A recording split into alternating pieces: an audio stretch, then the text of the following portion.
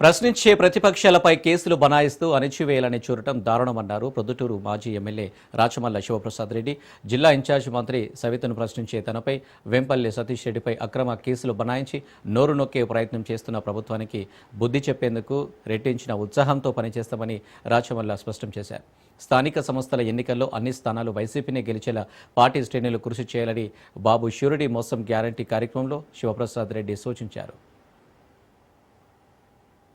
Market కట్టాలనా, నీళ్లు లేవా, కాలువలు తీయాలనా, లైబ్రరీ పెడతామా, ఏమైనా చెయ్యాలి కరెక్ట్ గా నాకు గుర్తులేదు. కడప జిల్లాకు సంబంధించిన నాయకులు ముఖ్యమంత్రి పిలిపించుకున్నాడు. కడప జిల్లాకు సంబంధించిన నాయకులు ఇన్ఛార్జి మినిస్టర్ గారు కూడా ఉన్నారు, సవిత గారు కూడా. అంతకుముందు ఈ జిల్లాకు సంబంధించిన నాయకులు ఇన్ఛార్జి మినిస్టర్ తో ఒక దఫ డిస్కషన్ అయిపోయింది.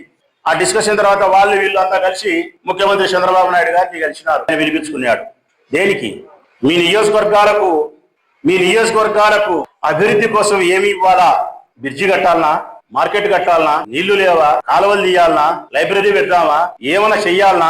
దీనికి కాదు మిత్రులారా, దీనికి కాదు పిలిచినేది, చర్చ జరిగినది. ఈ ఏడు నియోజకవర్గాలలో ప్రజల పక్షాన వైఎస్ఆర్ కాంగ్రెస్ పార్టీ జెండా బట్టి మన ప్రభుత్వాన్ని గట్టిగా మాట్లాడే వాళ్ళు ఎవరు?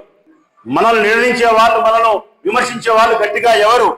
వాళ్ళను మనం కట్టడి చేయాలా, వాళ్ళ స్పీడుకు బ్రేకు వేయాలా, వాళ్ళను మనం కంట్రోల్ చేయాలా?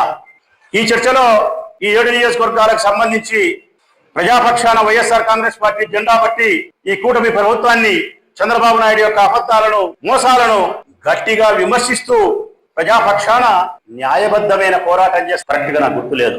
కడప జిల్లాకు సంబంధించిన నాయకులు ముఖ్యమంత్రి పిలిపించుకున్నాడు.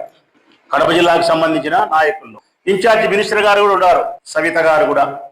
అంతకుముందు ఈ జిల్లాకు సంబంధించిన నాయకులు ఇన్ఛార్జి మినిస్టర్ తో ఒక దఫ డిస్కషన్ అయిపోయింది.